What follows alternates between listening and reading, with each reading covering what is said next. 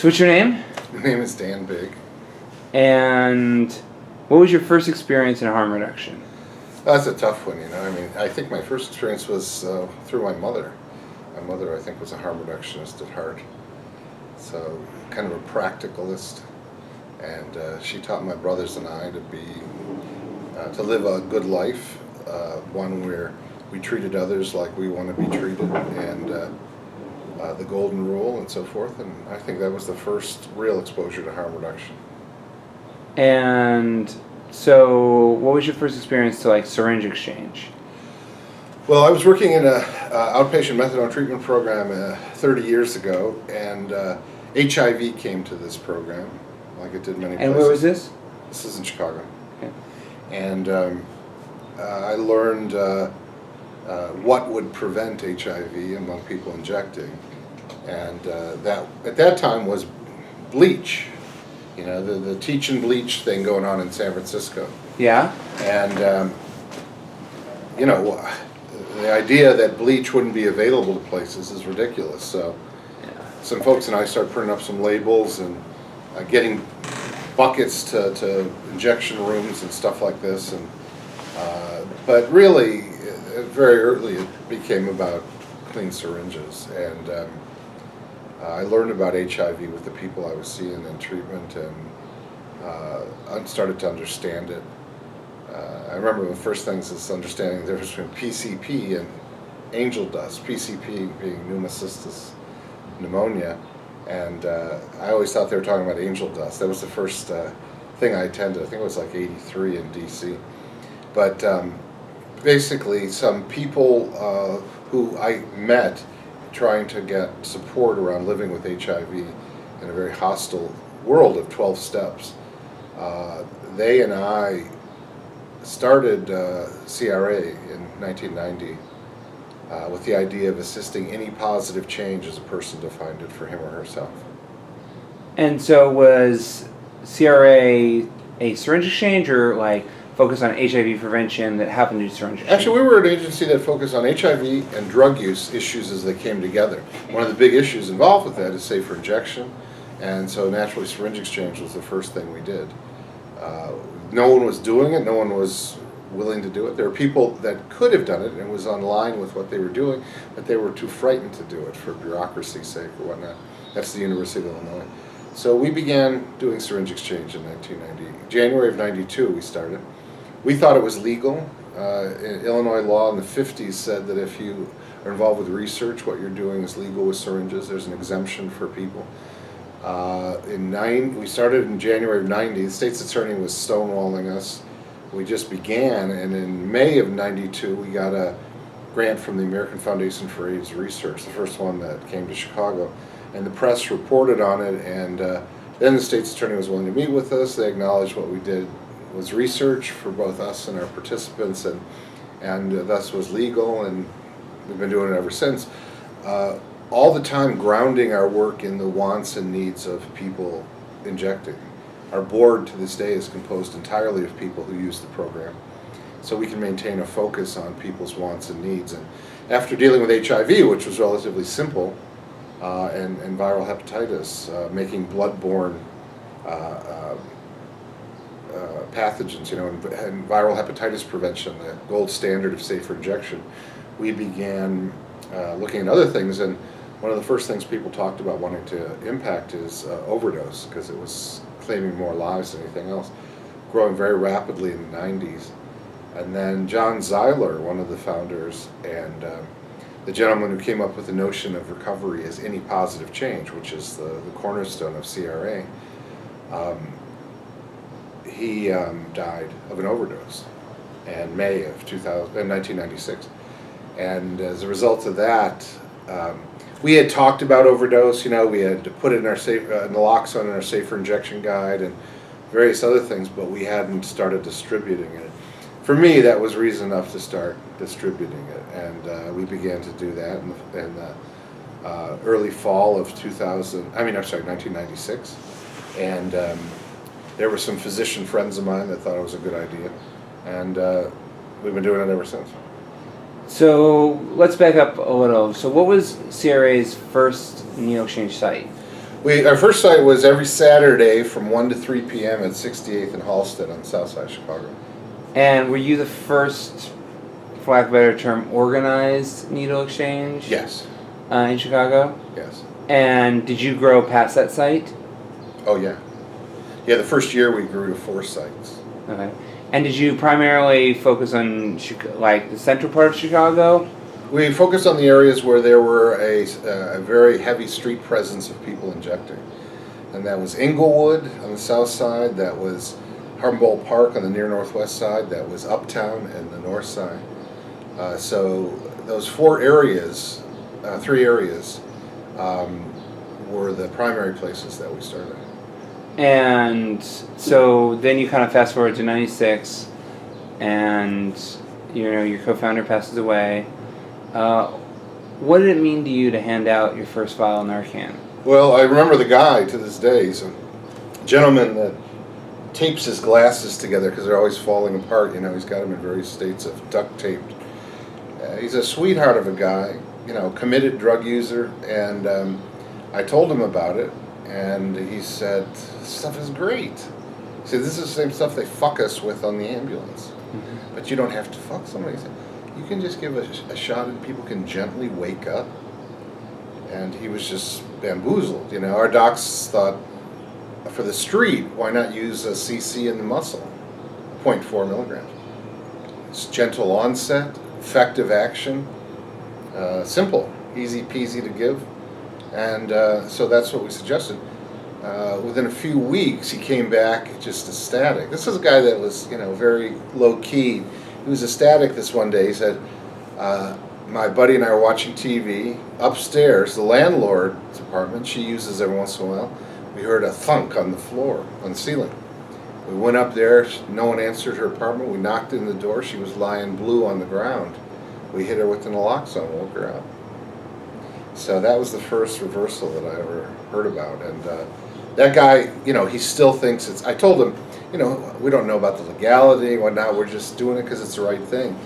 To this day, that someone has come to visit and he was there, and I said, "Yeah, tell him about the naloxone." He says, "What? I don't know what you're talking about." Like he was trying to protect the program. Yeah. So that kind of nature, people respecting it and wanting to protect it, typified the early beginnings. I spoke publicly about our program. I think we had reached, around 100 people at most. At the International Harm Reduction Conference in Paris in the spring of '97. And I spoke about it publicly, and people were amazed that we were doing it. And I remember Ernie Drucker called after I submitted the abstract to the conference, and he said, "You're doing this?" I said, "Yeah." He said, "You're really doing this?" I said, "Yeah." So went there, and I gave a speech with the panel talking about overdose, I think. And I remember there, Pat O'Hara invited questions, and I think actually his first question was, what advice would you give to physicians about doing this? And I said, "Do your fucking job. I'm not a doctor, I have no right to prescribe, but this medicine should be in the hands of everyone that's at risk."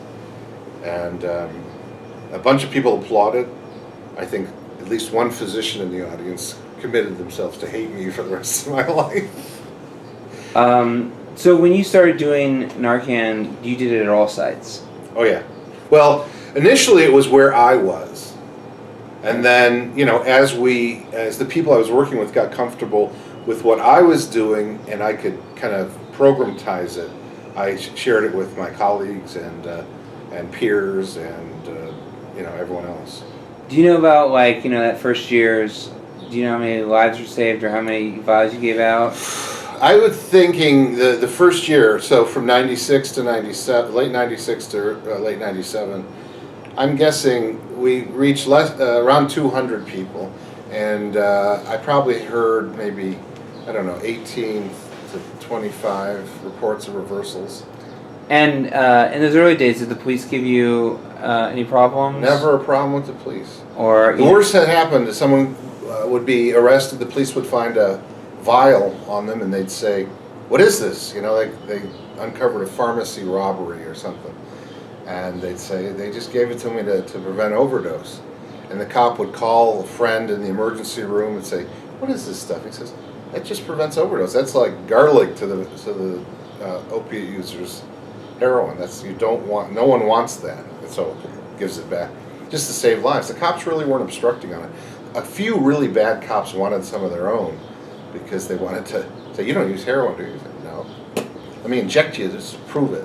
Yeah. That kind of shit. But never had anyone arrested and charged with naloxone possession because I guess the police realized it was a positive thing. For 13 years we operated without any specific laws allowing that. Never been a problem. And that's from 96 on. 96 on, yeah. Right. Well, in January 1st, 2010, we had a state law which specifically addressed it and specifically decriminalized what someone could have assumed was criminal. But we have a special law in Illinois, the Controlled Substances Act in Illinois specifically exempts naloxone and other opioid antagonists. So from the moment some police looked at it, they'd say, "This is exempted. This is not something I can charge somebody with." Yeah. Were you a 1-for-1 needle exchange when you started? When we first started, we were. It was very simple because in every neighborhood we started in, there were syringes littered everywhere. So just, pick some up. Like, I remember on 68th and Halsted, there was a garage there with some drywall, and there were 500 syringes stuck in the drywall. I said, "Just go and grab a handful of those, put them in the bucket here, and I'll give it to you." And first guy, he comes back with a handful, and he's looking around. We had a little bucket, like a 5-gallon paint bucket, and he dropped them in there, and then I gave him the syringes, a couple bags of syringes, and he said, "Oh, thank you." And then he kind of backed away, not turning his back to me, looking around, waiting for like the cops to come and get him, and then he ran down the street. So, but after appearing there, every Saturday, 1 to 3 for 6 months, a year, 2 years, people got pretty confident that we were not there to do anything but help. So the cops the cops would come by, and even before we had the specific exemption from the state's attorney, and they would see me. I remember I turned around once to have some syringes, and this patrol car was there. She says, "What you doing?" I said, "We're doing syringe exchange." She says, "Oh, okay." Yeah. So they came up and asked some of us if we were professional victims to be hanging out at 68th and Halsted because it was a pretty rough area. But it worked very well, and we learned lessons about doing this efficiently and, most importantly, respectfully, and avoiding all the things. People say, "Okay, you're here to help. Any positive change? I want to get into treatment." "Oh, okay. Oh, well, happy to help you." "And I really don't want to." "Well, you don't have to. It's an option. We're always willing to help with." But the treatment system was not so great then. It's even worse now. So any positive change, as a person defines it for him or herself, is pretty instructive to those that don't know it. But it's hard. It's new.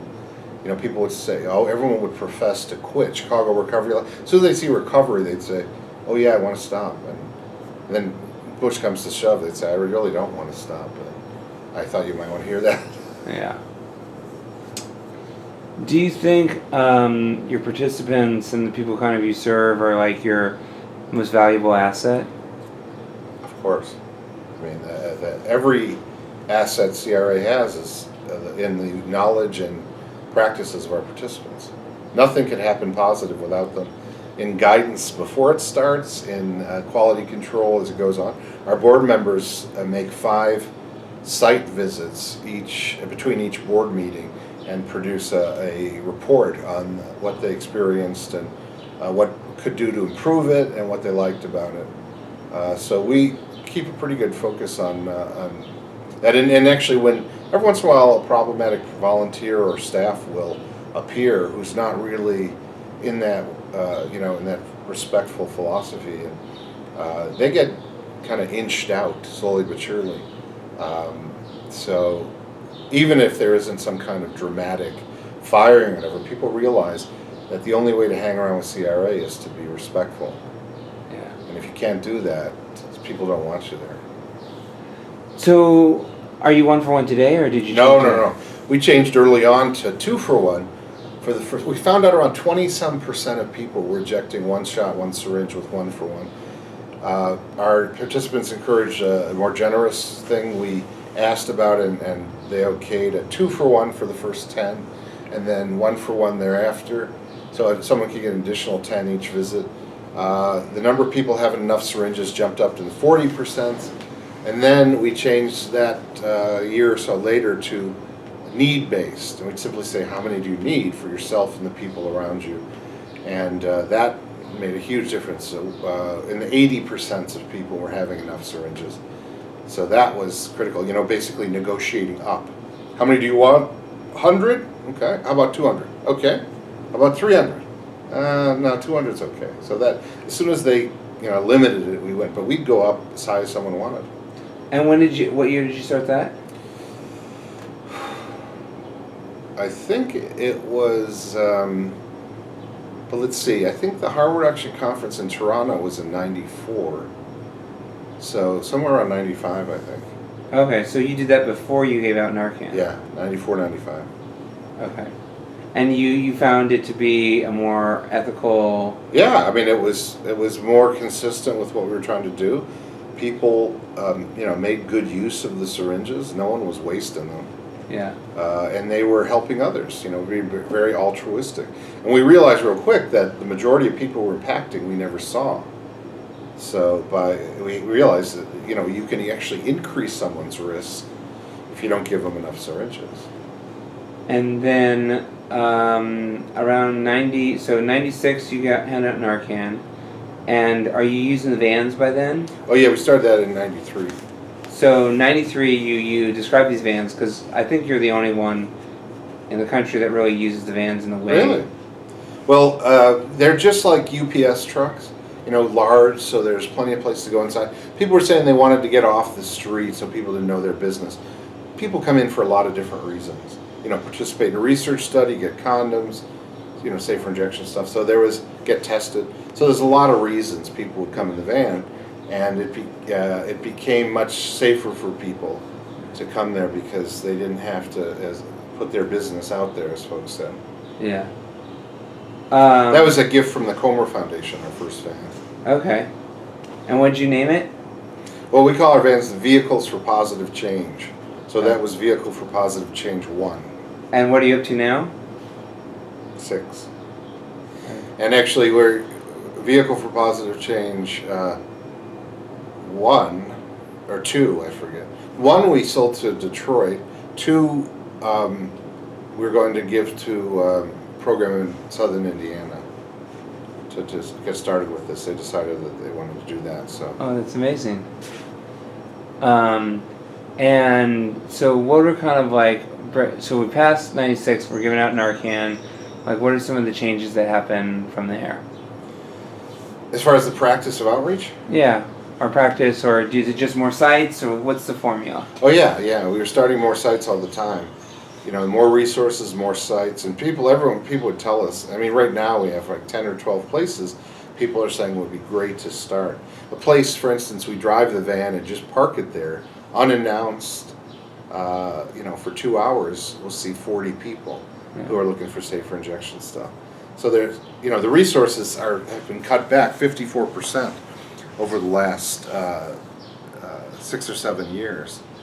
So, success breeds financial antagonism, unfortunately.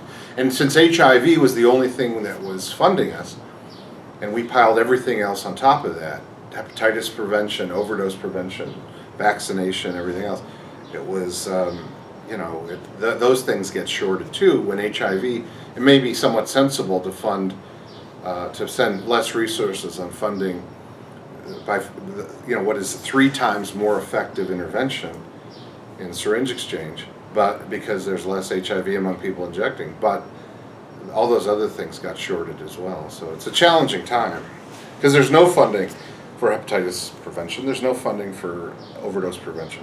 We receive no funding for vaccination. And you guys do vaccination? Yeah. Do you have a clinic in all your vans? I don't know what you mean clinic, But I mean, like vaccinations. yeah, we do HIV testing, syphilis testing, chlamydia, gonorrhea testing. We do rapid hepatitis C testing. We do vaccination with influenza, and then whatever vaccine we get, which is usually always hepatitis B. We were getting Twinrix for a while, which we really liked. No more.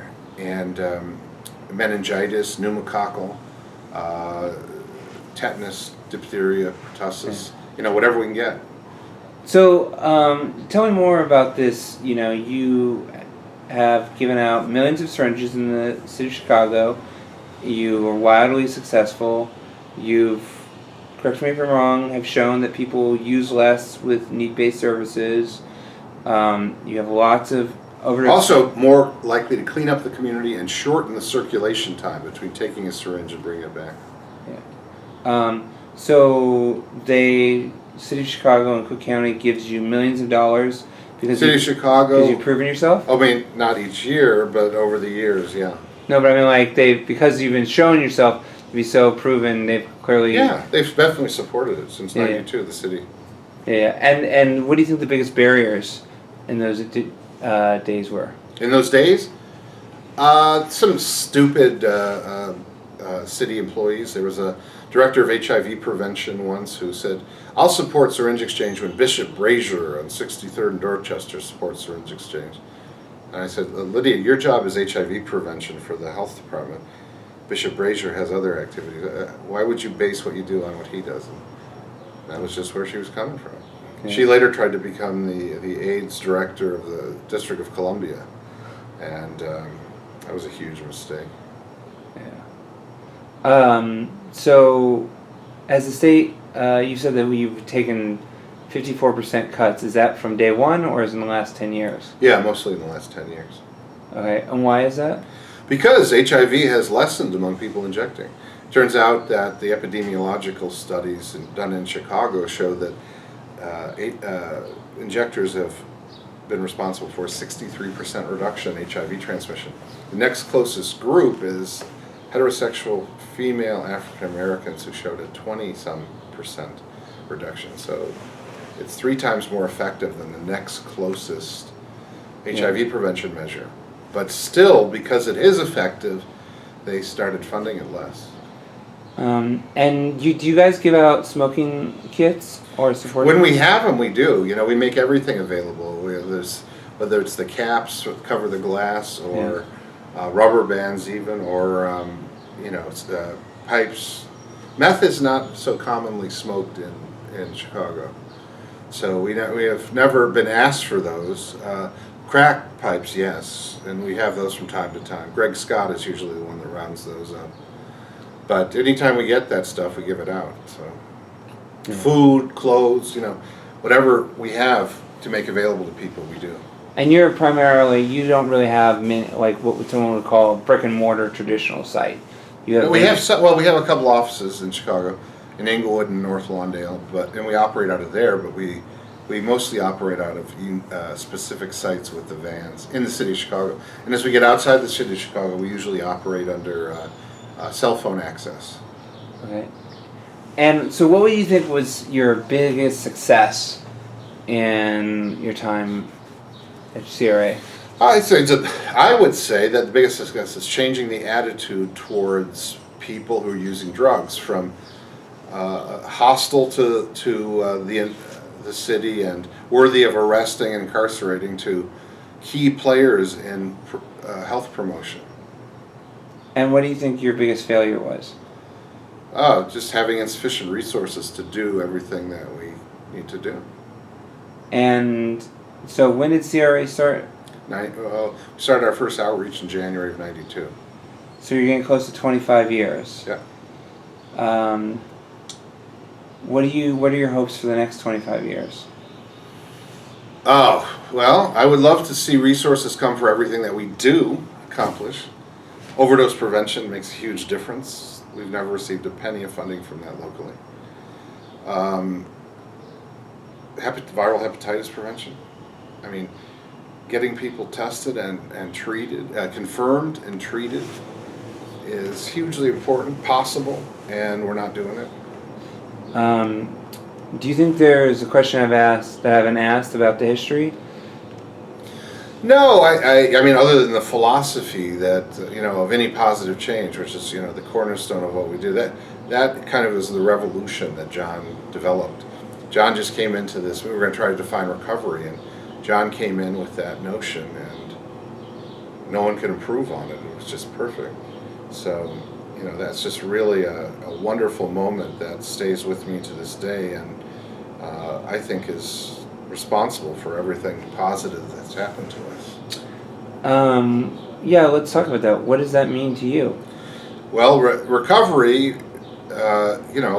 people defined it a million different ways, but the definition that makes the most sense to me and is most consistent with my philosophy as well is a person knowing, as an adult, knowing what they want, what improvement would mean to them.